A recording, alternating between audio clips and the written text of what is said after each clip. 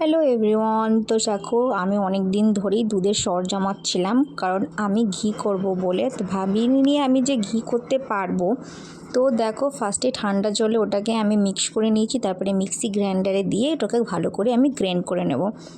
তো গ্রাইন্ড হয়ে যাওয়ার পর আমি দেখো কড়াই চাপিয়ে দিয়েছি গরম হতে, কারণ গরম না হলে তো আর হবে না, তার জন্য গরম করতে দিয়েছি। আর দেখো অলমোস্ট আমার কড়াই গরম হয়ে গেছে।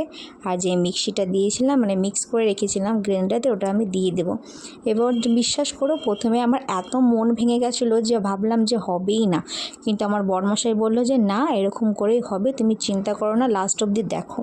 তারপরে যখন আমি দেখলাম যে মানে যে তেলটা ছাড়তে লেগেছে, যে ঘিয়ের যে তেলটা ছাড়তে লেগেছে, তো আমাকে দেখে এত ভালো লাগলো কি বলবো তোমাদেরকে। তারপরে ভালোভাবে ঘিটা হয়ে যাওয়ার পর আমি ছাঁকনি দিয়ে ভালো করে দেখো ছেঁকে নিয়েছি। তো ভিডিওটা কেমন লাগলো আর কারা কারা মানে ঘি করেছো এর আগে, তারা প্লিজ কমেন্টে জানিও। আর আমার ঘিটা হয়েছে সেটাও জানিও কমেন্টে। টাটা।